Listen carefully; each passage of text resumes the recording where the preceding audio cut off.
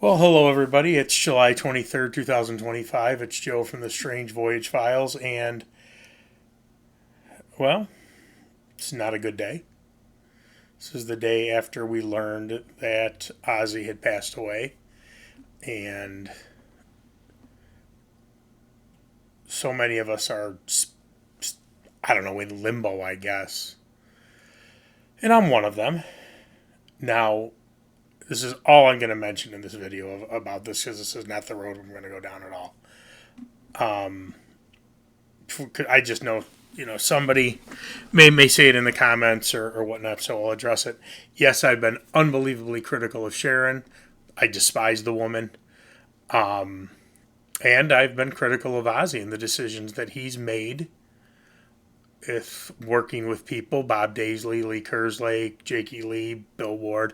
I still stand by all of that. I'm not one of these people that when somebody passes away, oh no, everything they did was perfect. But I'm not going to touch on that. I mean, it is what it is, and that's that.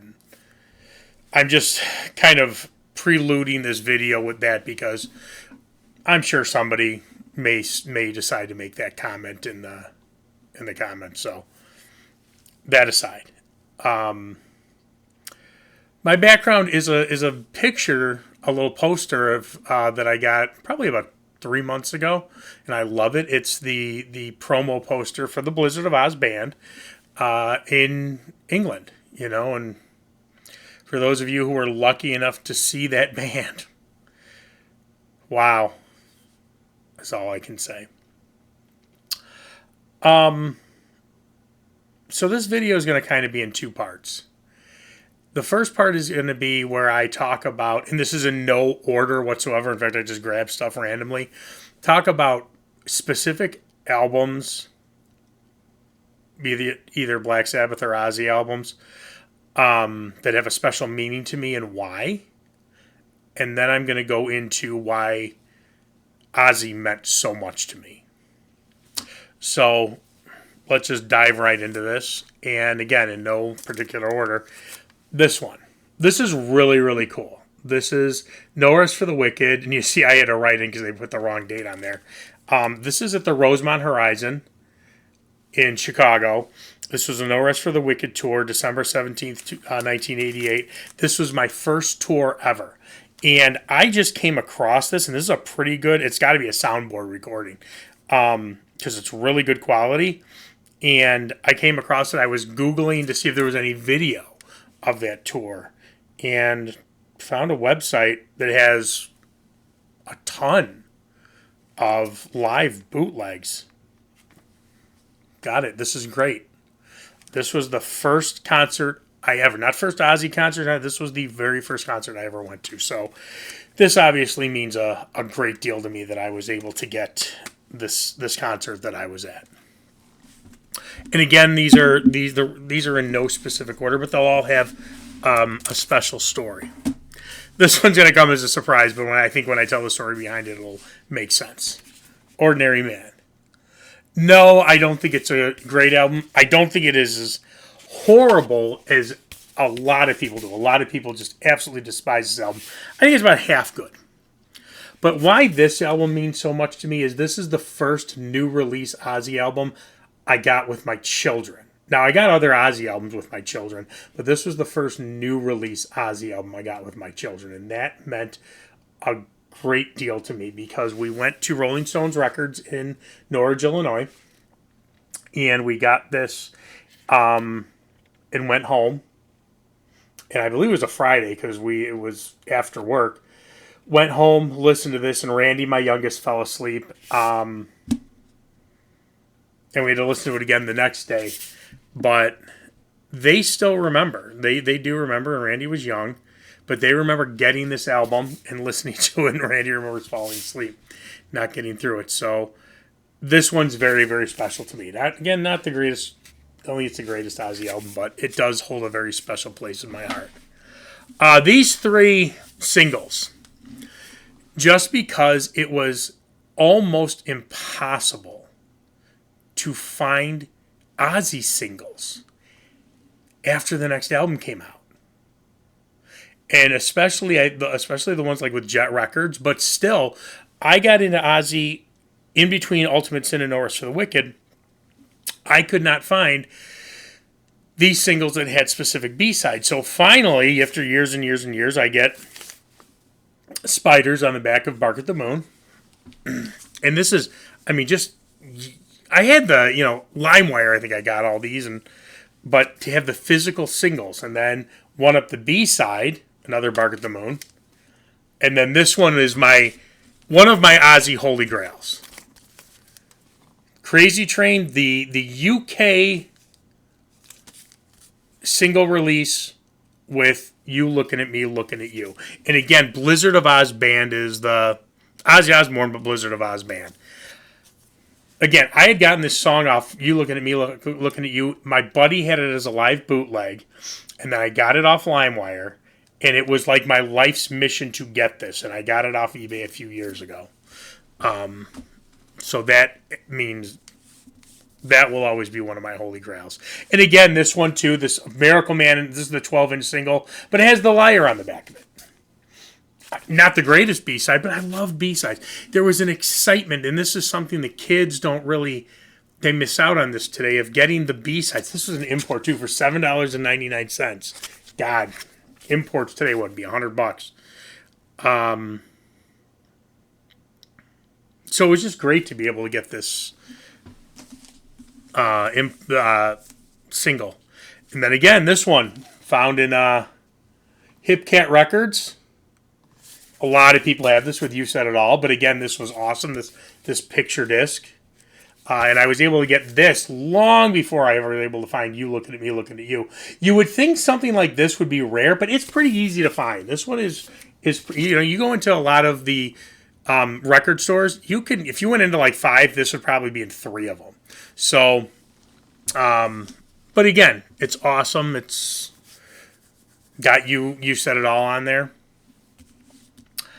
This album, great album. This one's very, very important to me. This was my first Ozzy new release, No Rest for the Wicked. And I remember seeing Miracle Man on Headbangers Ball and being absolutely blown away by it. And then Devil's Daughter, to this day, I skip, if I'm listening, if I'm going to skip a song on this album, it's going to be Devil's Daughter. But the rest of this album to me was unbelievable. And I liked Ozzy with the perm. I thought it was a cool look for him. It was a big thing because there was a different Ozzy logo, so everyone was like, "Oh my god!" Yes, I know the tribute album had a different logo, but that was different. This really meant a lot to me, and I listened to this one over and over and over again. And again, it was the first tour, so Geezer's back in it. Bob Daisley, though, plays on this album. So, and I was even at this point in time, I was a big Bob Daisley fan. So, this album really did mean a lot to me. I mean, name my daughter after the guy. I would listen to this over and over and over and over and over and over. Now, here's the funny thing. I have a very funny story about the tribute album. When I first started getting into heavy metal, I had the Ultimate Ozzy shirt, okay? And my buddy Tony and I are walking through the Harlem Irving Plaza. We'd be in 7th grade. And I have this Ultimate Ozzy shirt on, and he's got a metal shirt on. We meet these girls. And we start talking to these girls. And now remember, this is 2,000 years ago, so I'm actually thin, have hair, and decent looking at the time. And I had just started getting into heavy metal, so I don't know. I believe I have Blizzard of Oz at the time, but the Randy Rhoads significance, I don't know that significance. I don't know the whole story. So they start talking about the tribute album because it had just come out. And Tony knew a little bit more than I did, so he's talking to these girls and whatnot. And I'm like, yeah, I'm a big Ozzy fan because they have metal shirts on and they're metal girls and they're good looking. And, your guys, you're going to say whatever to good looking girls. And at some point I go, who's Randy Rhoads again? And Tony's just like, oh, God. idiot. And the girl's like, you're posers. You two aren't real metalheads. Oh. And they walked away from us. And he goes, why? Why? I don't know. But the irony of saying, who's Randy Rhoads to two girls I was trying to pick up in the mall to naming my daughter after Randy Rhoads. Now this one. This was his newest release, The Ultimate Sin, when I got into Ozzy. And I loved this album. And I would play this. I would probably play this 5-6 times over and over and over in the same day. There to the point where I still think this album is phenomenal all the way through. I can't really listen to it because I am so sick of it from listening to it nonstop. But God, did I love this album. My God, this was just... And it was, to me, it was also exciting because we knew there was going to be another Ozzy album. So this was like the wait. When's the next one? When's the next one? When's the next one? This one, Speak of the Devil. This was somewhat my intro into Sabbath. Because I didn't know that Ozzy was in Sabbath for a while. And when I found that out, my buddy who got me influenced into heavy metal said, hey, go buy Speak of the Devil. If you like that, start buying Ozzy album or start buying Black Sabbath albums. And I bought this and I loved it. I played this all the time. And I'll tell this story when we get to the second half of this video, because there is kind of a funny story with this album. This is the one that started it for me. My buddy Tim, who got me into heavy metal, he loved this album. He loved Bark at the Moon. And when I said, well, which Ozzy album? Oh, you can see I signed this. I don't know if you can see because it was in black. I signed this because I was an idiot. Ozzy did not sign this. I would always say, I'm Joe Ozzy. So I signed the album. But he said, there's a little piece of a plastic bag on there. He said, get Bark at the Moon. It was his favorite. And, he loved Blizzard Diary, as we all do, but get this one. So this was not only my first Ozzy album, but this was my favorite Ozzy album for a while. I did not think Blizzard and Diary were better than this album for probably a year or so. This album and Ultimate Sin were probably my two go-to albums. For the first year, I was really into heavy metal. Now this one, my buddy Tim got me for my birthday. Diary of a Madman. And I remember, and again, I wasn't blown away by Blizzard of Oz at first, but Over the Mountain, I remember being in my basement and listening to it, and I was absolutely blown away with that, the drum intro. And every song on this album I just thought was absolutely perfect. Again, I really did not know the magic of Randy Rhoads at this point in time, but this album really was it's special to me because it's one of the ones that really was the blow your mind, because I thought it was great. This would probably be my third favorite at the time, not now. At the time, it would have been my third favorite album behind Bark at the Moon and Ultimate Sin. And then there's the Blizzard, which is my favorite now.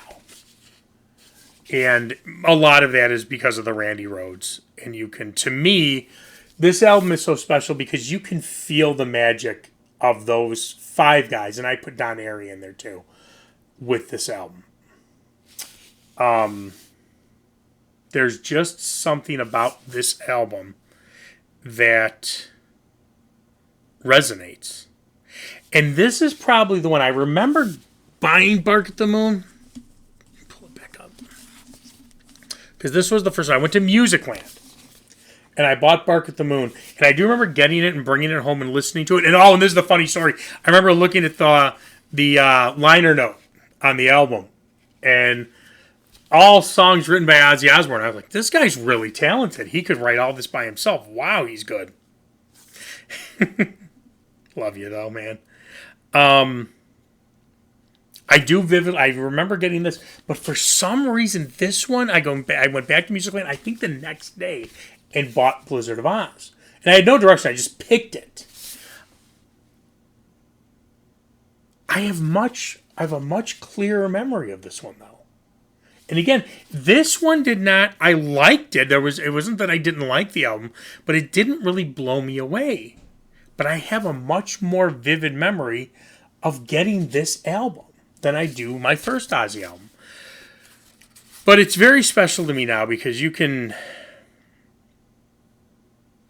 definitely tell what the five of them were going for. It comes through on this album. And I don't know if it will for everybody, because I don't get the same feeling. I do somewhat for Diary.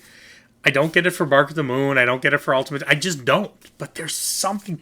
It's almost like this album has a soul of itself. A soul itself.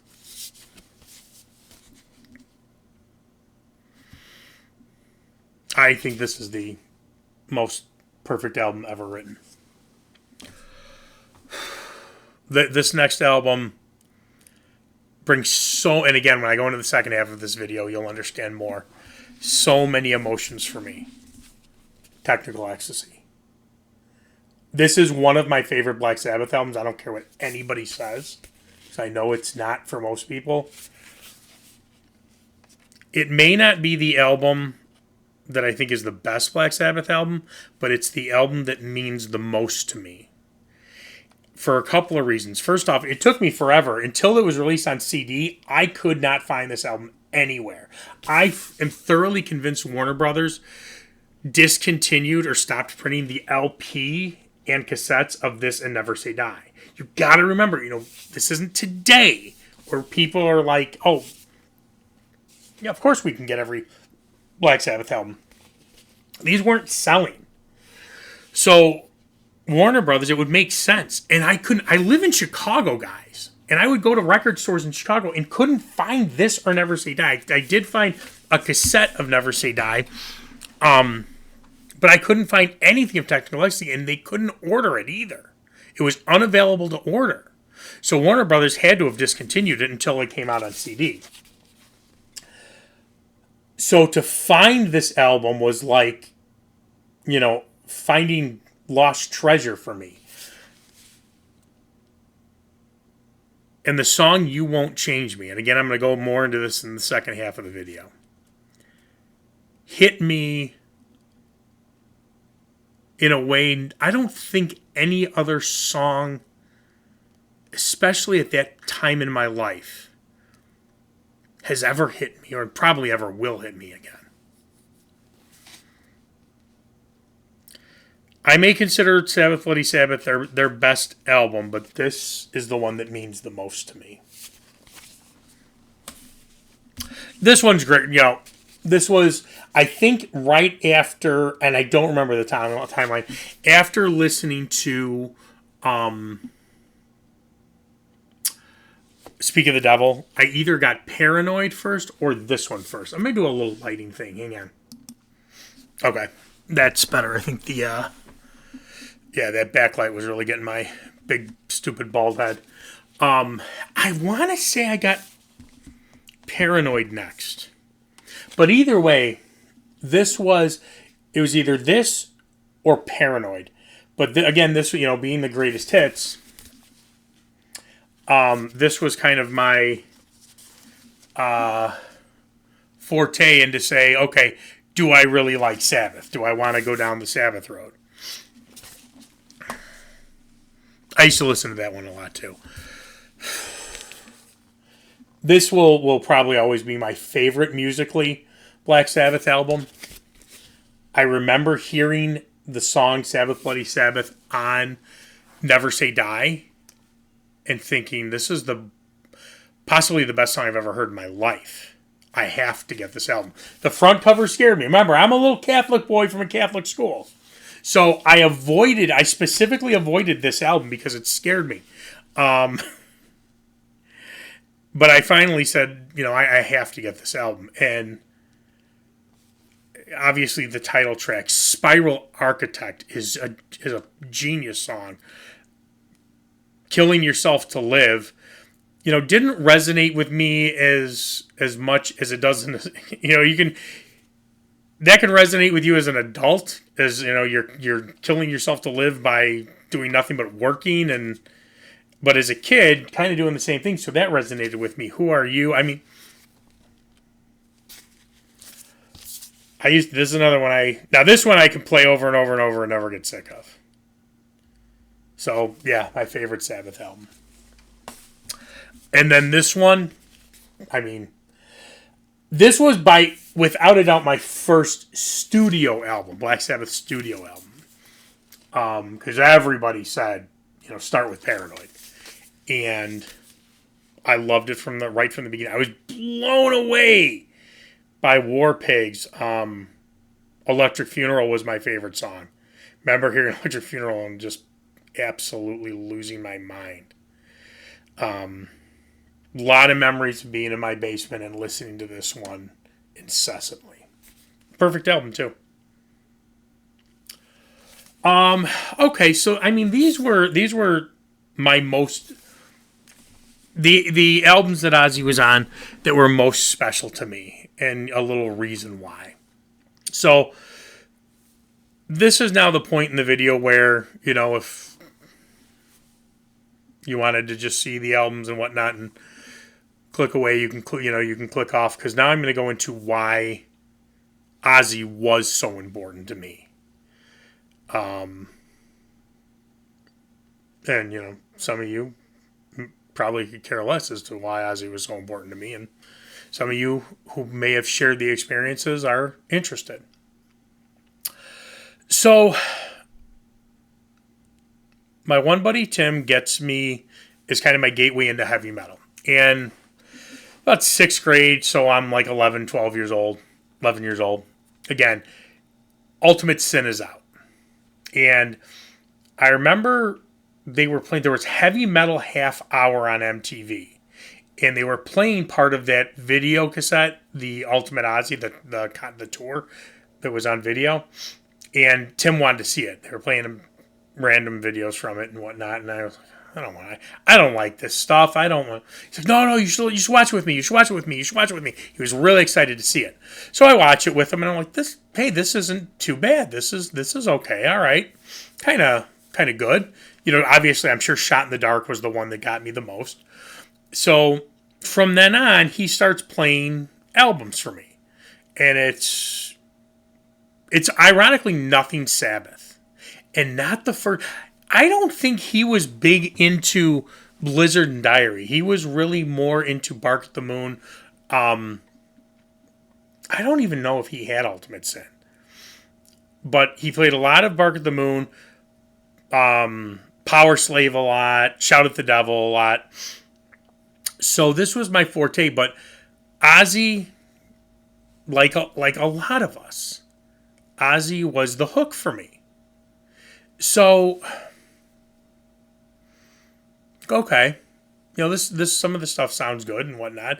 And like I said, as I was going through the albums, I said to Tim, well, okay, I'm going to get an album. And he says, well, get Bark at the Moon. That's I think that's his best album, and blah, blah, blah, and this, that, and the other thing. So, okay, fine. So I go to Musicland. Now, at the time, there's 2 major record stores where I live. And I did live in a place called Howard Heights. And in the far northwest side of Chicago, and this is going to be important later on in the story, far northwest side of Chicago, there are 2 suburbs surrounded by the far northwest side of Chicago, Howard Heights and Norridge. And they share one common border. And if they didn't share that one common border, the ordinance, I guess it's state ordinance, says that you can envelop a town that you surround on all 4 sides. But Chicago only surrounds Howard Heights and Norridge on 3 sides each because they share that middle border. So it's called, Howard Heights and Norridge are called an island within the city. So I live in Howard Heights. It's essentially a neighborhood of Chicago. And where I lived, there were two major record stores. There was Musicland, which was kind of your, commercial one, and it was Rolling Stones Records, which is still there, and I talk about it all the time.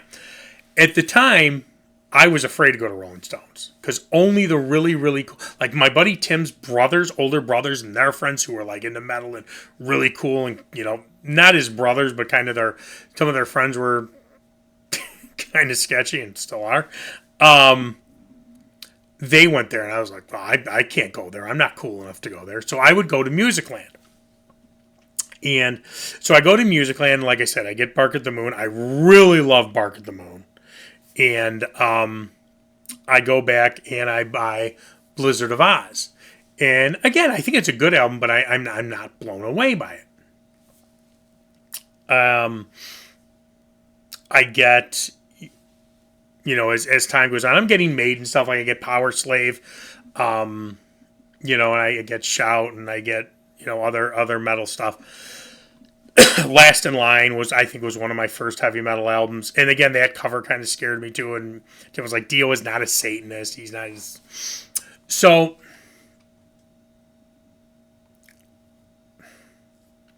I really start to get enveloped into this heavy metal thing. And our area is mostly people who like heavy metal. So I'm in a very, very small grammar school at the time called St. Rosalie. And we graduated classes. Our 8th grade graduating class was 12 kids. So, it was kind of a tight-knit group. And, we were all kind of into the same things. So I'm really getting enveloped into Ozzy and whatnot, which my mother hates. Absolutely, absolutely, absolutely hates because she cannot stand. And she is, Irish Catholic. This is all Satan music and blah, blah, blah.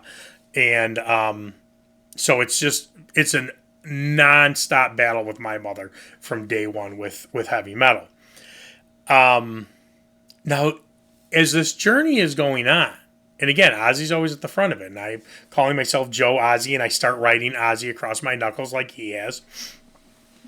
And Tim, who got me into heavy metal, starts losing interest.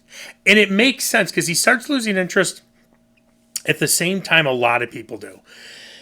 He's losing interest in 86 with The Ultimate Sin, even though he liked that album, but he still thinks it's too poppy.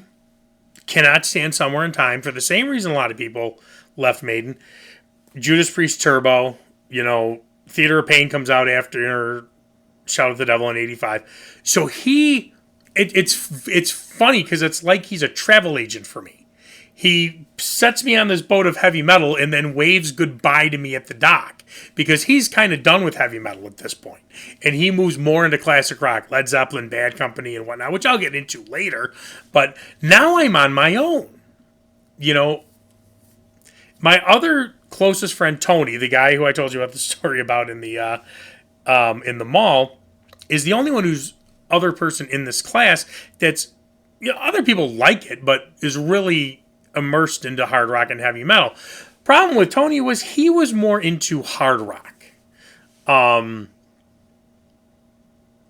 Poison, Bon Jovi, Cinderella, those types of things. And I just couldn't stand that stuff. Except for Warrant. For whatever reason, I always loved Warrant. I still do. At least the first 3 albums. So I'm kind of alone on this ship now, this heavy metal ship. And the center of it is always Ozzy. So, okay.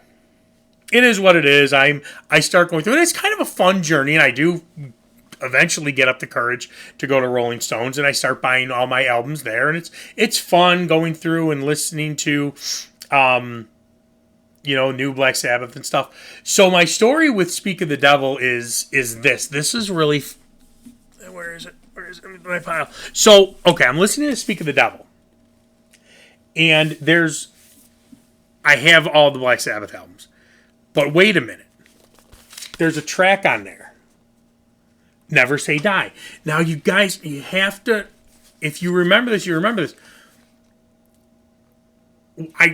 Warner Brothers was not printing Never Say Die and Technical Ecstasy in the late 80s because they just weren't selling. So I'm like, well, wait a minute. I need to get this album. I have to get this album. I have to get this album. And I did ask Tim about it. He goes, yeah, there's this. He goes, it's not a good album. Don't remember much of it, but yeah, there is that album, Never Say Die. And I go to Rolling Stones and I get Never Say Die, and it's on cassette. And Rolling Stones has this, to this day, I believe it's the same policy. Very strict policy about returns. You can only exchange for the exact same thing. And they're very screwed. You can never get money back. You can never exchange for anything else. Never. And it's not an easy, Rolling Stone does not make things easy to return. And I'll never forget the girl at Rolling Stones. I find Never Say Die on cassette. I bring it up and she looks at it and she looks at me and she goes, this cassette has probably been sitting here for a decade. She's like, I've been working here for years. I'm a big Sabbath fan. There was a point in time where we were kind of joking of how long that cassette was going to sit here. She goes, she rung me up and she wrote on the back of the receipt her name and she put the date and she goes, I'm going to give you 24 hours. Go home and listen to this. If the tape breaks or something, I will give you a refund. Because this thing has been sitting here for probably easily 10 years. And I went home and I listened to it and it was fine and whatnot. Still have the cassette somewhere. And I did go back the next day and she goes, did it break? I said, no, but it was a great album. And she's a Sabbath fan. She kind of looks at me and she goes, whatever you say. But so I'm on this journey of and it's fun and my mom's getting mad at me and I'm an altar boy at the time and no, nothing ever happened. Going to church before I'm going to serve and put the robe on, my mother's, don't you dare have a heavy metal shirt on. I remember one time I went and I had an Ozzy shirt on and the priest called my mother. What is Joseph getting into? And mom, oh, you would have thought I set fire to the church. So I'm in my heavy metal journey. Now, high school rolls around. This is really where Ozzy becomes very important to me. Because, and this is where I said, the location of where I lived is important. My mother wants me to go to this school, St. Ignatius, and it's in the city. It's in downtown Chicago. Not down. It's on the near downtown west side of Chicago. To get there, you had two options. Somebody had to drive you to 25 minutes to a bus that would take you for another 45-minute ride to the school, and I think you had to be at the bus at like 5:30, or you take the subway, the L as we call it in Chicago. So I prompted to take the L, and it was a 6:10 L train, and I did not want to go to this school at all. It still is a very prestigious school. It's a very, very, very good school, but you have to want to be there, and I did not want to be at this school at all. I was not the student that would go there. But my mother was, to be blunt, my mother was an extremely arrogant woman. And her brothers went to St. Ignatius, but none of their kids did. None of their children went there. So she was going to show them up by continuing the family legacy with me going there. Until I got kicked out. And I can guarantee you that all those people that she was showing up had a very good laugh at that. So I go to St. Ignatius. Now, it's a 45-minute train ride, and then it's like another 15-minute walk through University of Illinois campus. So I have my, every morning I'm get up at 5 o'clock in the morning to get on the train at 6, the 6:10 train. I got my Walkman on, and I'm always listening. It's all usually, something, Ozzy's always somewhere in the mix. You get to St. Ignatius, and it is the absolute, at that time, stereotypical 80s school. It is like you were given a ticket of where to sit at lunch, who to hang out with, who it was. I mean, it was absolutely the. It was broken up by race for sure. All the African American kids sat together. I don't really remember too many Arabic or Indian kids there. There was a small group of Asian kids, and they all sat together. And then you had, and it was a very white school. You had there's a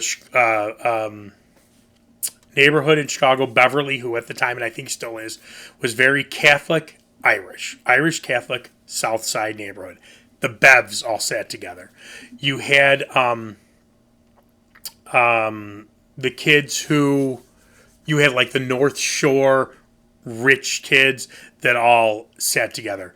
You had Bridgeport kids who were mostly Italian, and I'm half Irish, half Italian, and kids from Taylor Street were right. If you know anything about the mob in Chicago, that's where it was all on Taylor Street. But it was right. Taylor Street was right across the street from St. Ignatius. So the Italian kids from Bridgeport and Taylor Street kind of all hung out together. They were very accepting of me, but a lot of these other kids were not. And then I'll get into this in a second. So I get to St. Ignatius, and I don't fit in. Now, I think another thing my mother had hoped was that I was going to get out of this heavy metal phase and become Mr. Preppy. Was never going to happen. I had no interest in these people whatsoever. So I don't fit in with really anybody. I did meet another guy who was into heavy metal, but he kind of played it down. He wasn't preppy, but he was kind of preppy. But we were close friends, so I hang out with him a lot, and his friends are nice. And they were just normal kids. But I was Ozzy. I wrote Ozzy all over my books. Ozzy across my knuckles. And I used to get jugs. And if you were Catholic school in the old days, that was what they called detentions, judgment under God. So I used to get detentions all the time for writing Ozzy. And people would call my parents. He's, Ozzy this, Ozzy that. It's Ozzy. And the kids, especially these kids from Beverly, like the North Shore rich kids and whatnot, they just ridiculed the absolute hell out of me. You're a Satanist, you're a drug addict, and I never touched drugs in my life, and that's the truth. You're a Satanist, you're a drug addict, you worship the devil, the whole thing. So I'm getting this almost daily. And this just makes me go into my heavy metal shell more and more. Now, I have a book. I still have it called Diary of a Madman, and it's an autobiography by Mick Wall it's about Ozzy up until right before Ultimate Sin's going to be released. But it talks about Ozzy's early years, and this is where Ozzy becomes so important to me. I realized Ozzy was a castaway too. Ozzy was ridiculed at school. Ozzy was made fun of. Ozzy didn't fit in with most of the people. So I really, really make this connection with Ozzy. And I feel he gets where I'm coming from because he knows he went through it. He's going through all these same things. He's being ridiculed and he's being, and I wasn't a jock. I could care less about sports. I personally think sports is the biggest waste of time and money there is.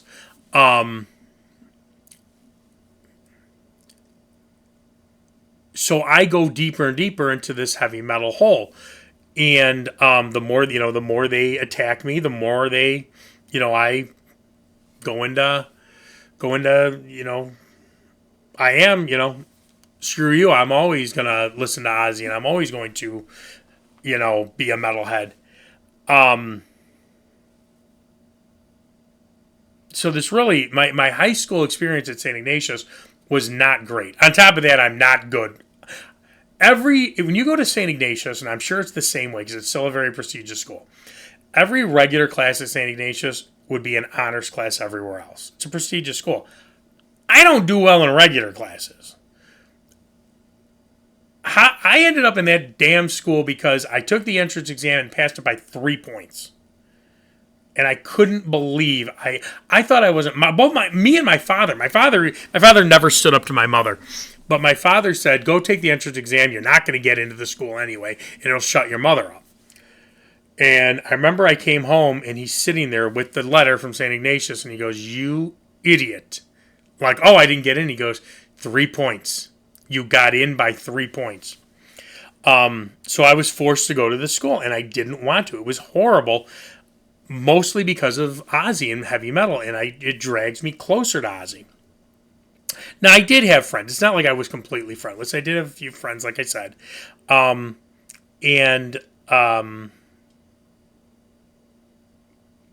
couple funny stories, actually, when it comes to it. Now, like I said, the school, by itself, just by how it was, I mean, call it cliquey, call it whatever you want to be.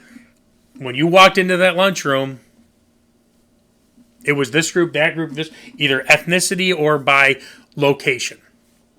Now, where I lived in Harwood Heights, in location bearing to where my friends at Ignatius were, and they were in an area called Lincoln Park, which is in the city, you couldn't get to without a car. You'd be on a bus forever. You'd be on a train, and they would go through bad neighborhoods. So it was very difficult for me to hang out with my friends from school, people I was friends with from school. And most of the people that lived close to me, and again, within 15 minutes, whatnot, I wasn't really close friends with. So I really had no interest in hanging out with them. I want to tell the funny story first. So freshman year, third period, we had a free period. The one ironic things about Ignatius was they let you go. You could wander the school. You do whatever you wanted on your free period. You weren't stuck in a study hall. You do whatever you wanted. So we'd hang out in the cafeteria, and there was this really strange group of people. It was like the Breakfast Club. And there was my kid Marlon, this girl that I'm so in love with. My buddy who was also kind of the metalhead, I think he was in the third period. There's this really eclectic group of people that usually would not hang out together, that we hung out together. And God bless Marlon, man. I was in love with this one girl. I'm not going to say her name, but I was absolutely in love with her. And he's like, "Joe, ask her out, ask her out." Again, I was a lot thinner and had hair at the time. So I had a chance. Ask her out, ask her out, ask her out, ask her out, ask her out. No, I was too afraid, way too afraid. So Marlon talks to her, and he goes, "Man, she's interested in you, and she'd probably go out with you, but she is, again, the Ozzy thing. She's afraid, she's afraid of this whole Ozzy thing and whatnot." And I was like, "Oh, no, I'm not going to start changing myself." So nothing ever came to fruition with that. But Marlon goes, at one point he goes,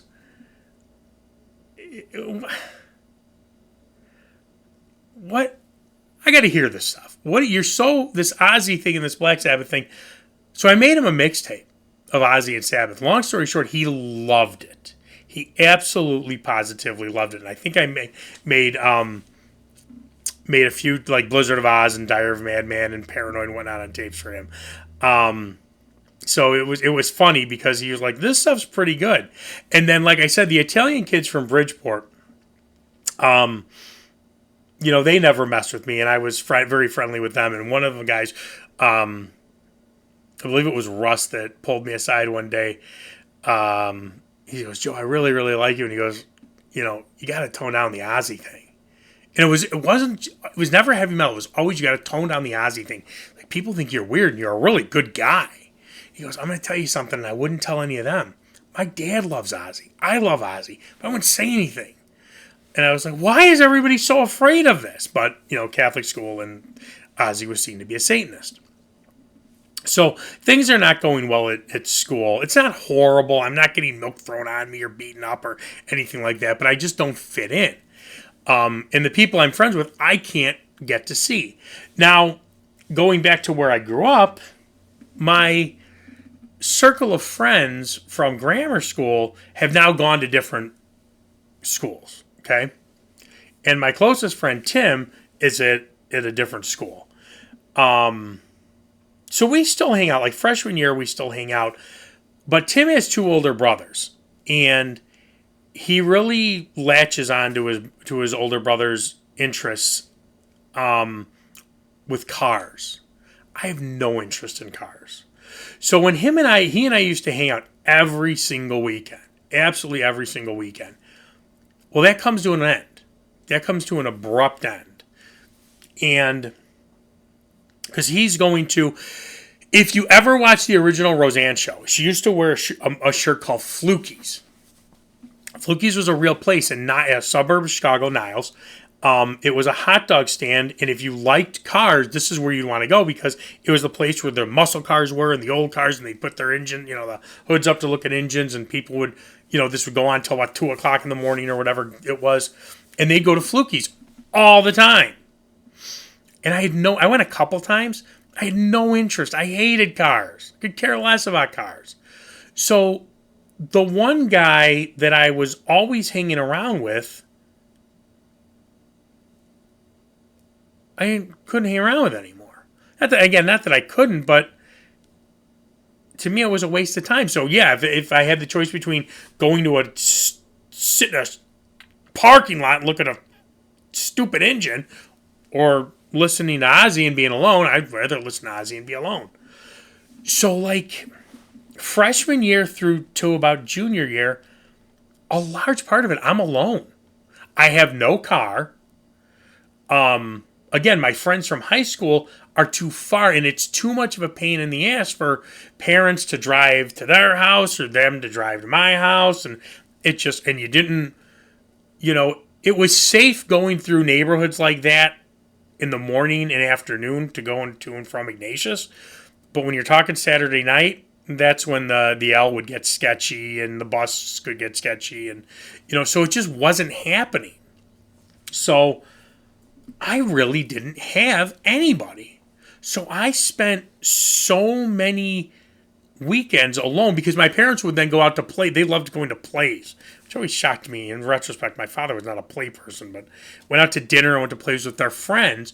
So I'm always home by myself on Saturdays. Always. What did I do? I grabbed my Walkman. I either walked to the mall or then walked another block to Rolling Stones and hung out there. And a lot of times you'd get lucky and you'd run into people, the mall. I mean, it was a mall, so, it was an 80s mall. So, it's a lot of times you just run into, or I just go walk the neighborhood. And why this album and this song, hope I'm getting it, You Won't Change Me, means so much was I knew if I did change, if I did become a prep, then it would probably be more of a chance of, like maybe their parents, some of my friends' parents being willing to drive and come get me. And my mom, I think, would be more in tune to drive me to Beverly, which would have been a long drive, to hang out with the preppy kids. But I wasn't going to do that. You Won't Change Me. And I would walk around, sometimes just walk around the neighborhood, probably looking like a weirdo, but my metal shirt, my Walkman, all by myself. And this is at night. This is like, 10 o'clock at night and whatnot. And there were times I would listen to You Won't Change Me over and over and over and over and over. And I would just rewind the tape and go, You Won't Change Me, You Won't Change Me. And I would listen to Blizzard of Oz and Diary of a Madman. And at this point, Randy Rhoads is important to me. I understand Randy Rhoads. And Black Sabbath. And yes, I listened and I would also listen to On Through the Night and High and Dry a lot. But it was those two albums from Def Leppard, and yeah, I would listen to other stuff too. But when I was on these walks and I was kind of just by myself, Because there was nobody else. My buddy Tim was looking at cars. The people I made friends with in high school were too far to go to. I didn't have a girlfriend. I didn't have the confidence to ask a girl out. So I'm just by myself. And it was Ozzy.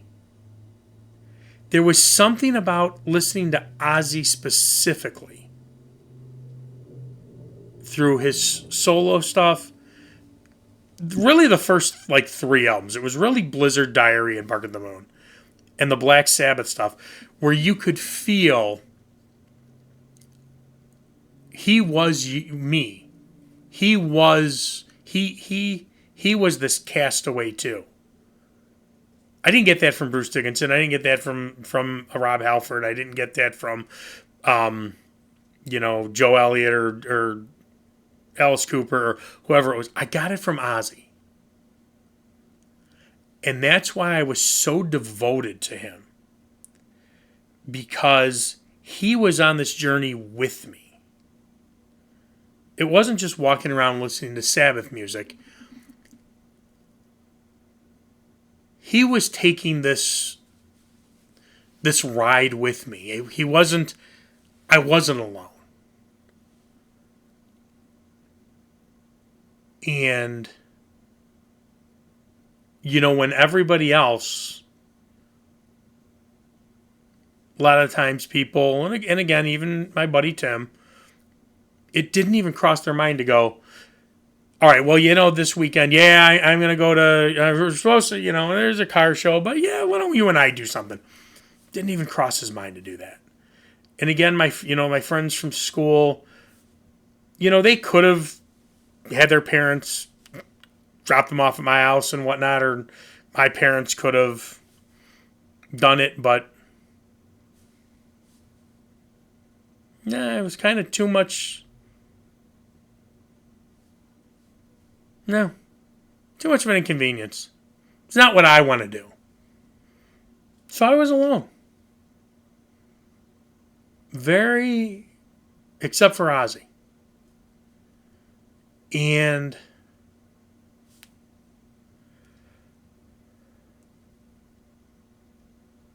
that was the devotion.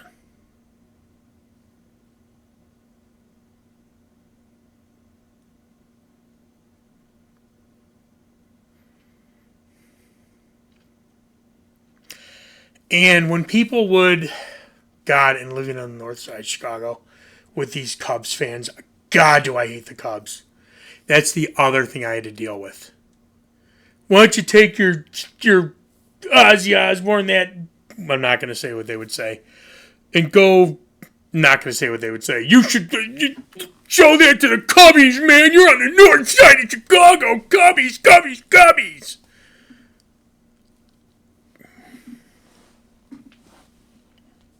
Hope they sell the team, bulldoze Wrigley Field, and send the Cubs to Nebraska. Send them to Alaska, for all I care. That was the other thing I had to deal with, and it was all Ozzy. Ozzy was always the pinpoint, but Ozzy was always there. That was my solace, and I could have said, oh, well, I guess I'm going to start getting into cars now, and look at engine. Oh, look at that engine. Now, I wish I did know a little bit more about engines because I do have to call Tim every time something goes wrong in my car. And maybe I could have said, oh, let's go be Cubby fans. Let's go be Cubbies. Or I could have put on the collared shirts you had to wear a collared shirt at Catholic school. But worn them outside of school and been like, okay, now let's go preppy prep. I just couldn't live with myself doing that. Ozzy was always with me on that journey. And like I said, eventually I do for grades. I get kicked down to St. Ignatius. And I go to St. Pat's, which is in my neighborhood. And the same school Tim goes to. So I'm now reunited with some other friends from grammar school. And you just lose touch with people.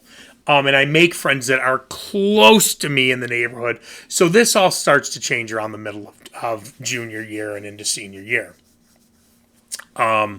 And then I didn't have a car. I didn't ever wanted to drive till I was 18, and I had to because I was going to a community college and you had to drive to get there. So as I get older and whatnot, Ozzy still is always playing this monumental part in my life, but I don't have this loneliness as much because I have the freedom to now go places on my own. But that very, very formative time, from 7th grade to middle of junior year, it was all Ozzy. Again, I loved all this other heavy metal music, but it was really all Ozzy. Ozzy went on this journey with me. And it wasn't because he was, of course there was the awesomeness of, he did these crazy things and he, was the madman and whatnot. And that was all super cool. But he got it. And again, I get these lyrics are Geezer Butler's. I get when I'm listening to You Won't Change Me, I'm listening to Geezer Butler. I absolutely get when I'm listening to You Can't Kill Rock and Roll and Tonight, that's Bob Daisley. I absolutely positively get that when I'm listening to the other song that I would always kind of go to, You're No Different, that's Bob Daisley. I know it. I get it. And as much of geniuses Geezer and Bob are with their lyrics, only Ozzy could have delivered them. Only Ozzy could have invoked that emotion. Bruce Dickinson could not have done it. Rob Halford could not have done it. Only Ozzy could have done it. And I think that's why so many people gravitated to Ozzy. And of course, as time goes on, you grow up a bit and when you're in your early 20s, you hopefully will stop idolizing people. But as Ozzy is always number one. I always buy his albums, no matter what they are, the first day they're released. It is a religious experience for me. I have to do it. I am not going to not buy it the day it's released. It's unacceptable to get a new Ozzy studio album the day after it's released. I mean, I had taken days off work, called in sick, or whatever I had to. The only thing I didn't do is Ozzy came to Rolling Stones early 2000s to sign. And I didn't I didn't go because it was so insane. It was on the news, and I remember the line was absolutely insane. And it was Norwich police had to get Howard Heights and Chicago police. And I don't think you could start lining up before a certain time. And everybody was not guaranteed a signature. So I do have a signature commemorative plate from Ozzy.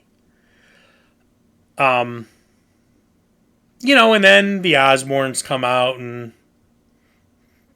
it does change Ozzy a bit for me. And it brings Sharon to the forefront, and like I said, we're not going to go down that road. You guys know my views on that.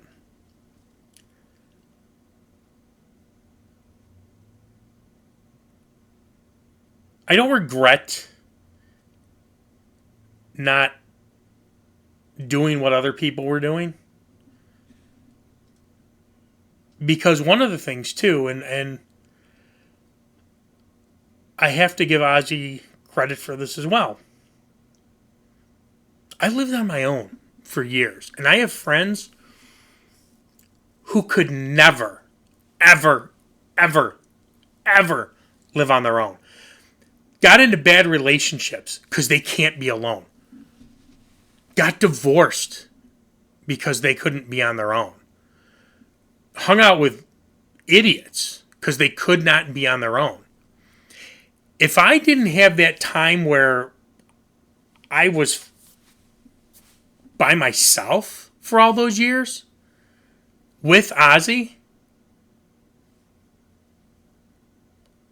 I don't know if I'd be able to survive on my own.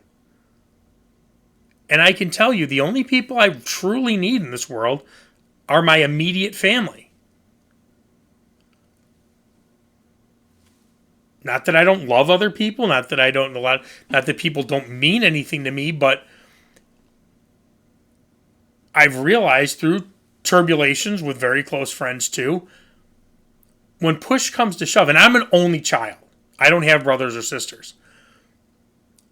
It's really just before my wife and kids. It was really always just me. I don't have any true family.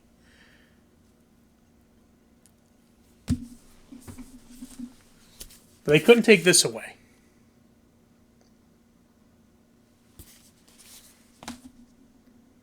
And I kind of love that nobody really understood this. Even like Tim, who got me into heavy metal, he still doesn't. I don't think he still gets the whole connection I have.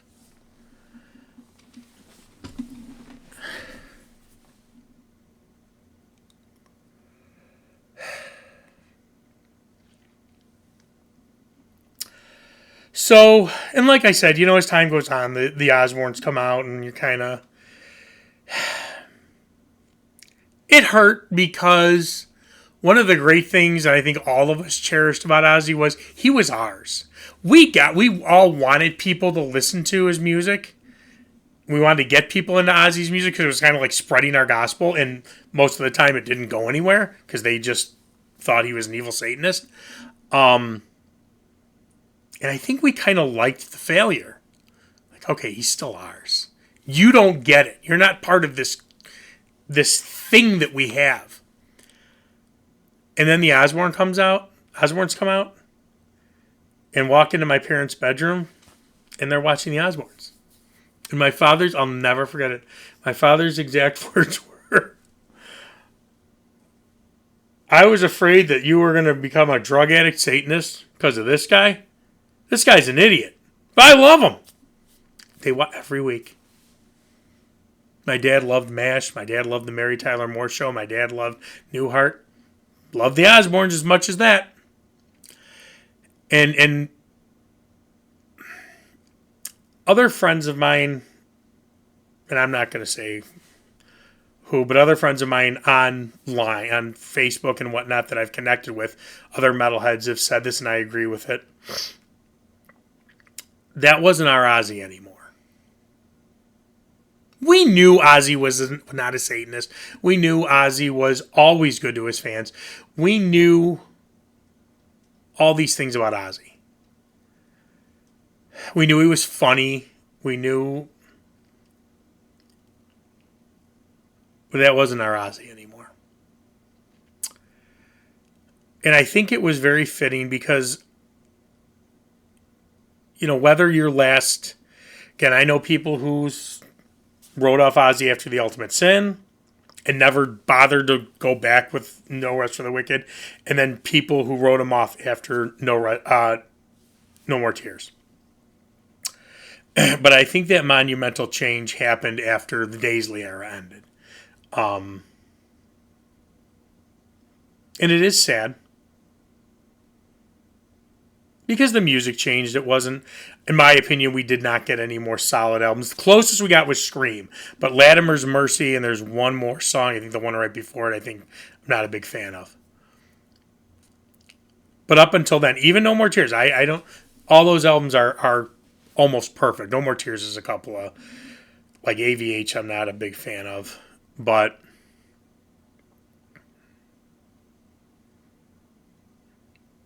they can't.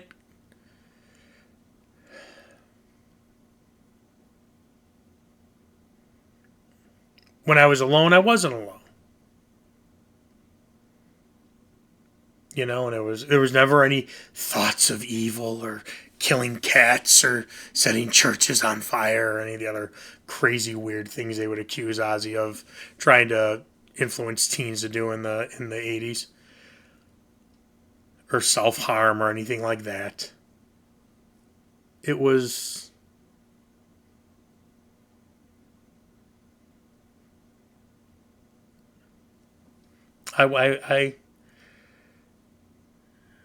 I went through those 5 years, and again, the ones in seventh and eighth grade were fun because, even as Tim goes into classic rock, I still have other people that are into this stuff. But those it was like 2.5 years of high school. They're very lonely, very very lonely. But Ozzy was there with me, and I chose not to become something I didn't want to be because I knew I wouldn't be alone. And a lot of the times I enjoyed walking around the neighborhood and listening to Black Sabbath and listening to Sabotage over and over again and listening to Master of Reality. I enjoyed it. I would have preferred doing that than staring at an engine. I would have preferred doing that than listening to some arrogant, rich, idiot in a collared shirt talk about, mommy and daddy's money. So Ozzy played a very, very big role in my life. I passed it down to my children. They love Ozzy. They regretfully they like the Taylor Swift and all the other crap too. But it's still surreal that he's gone. We all knew it was going to happen because he wasn't doing well, but I thank God he was able to do that final show. And that is truly our last memory of him. So that's my story of why Ozzy was so important to me, and how it shaped me being me. I mean, I've said in past videos, I've worked with young people, teenagers, and you can kind of tell sometimes the ones that the high school years that's going to be their best years of their lives, and say, don't let that be the best years of your life. Have fun, but you have your entire life. And me not worrying about conforming, I take to my job today.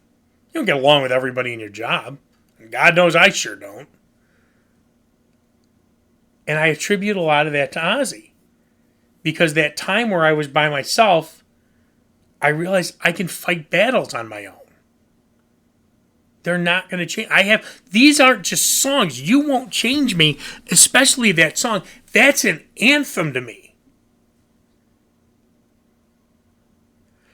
So, and I can't say the same about Aces High, and I can't, say the same about Welcome to My Nightmare.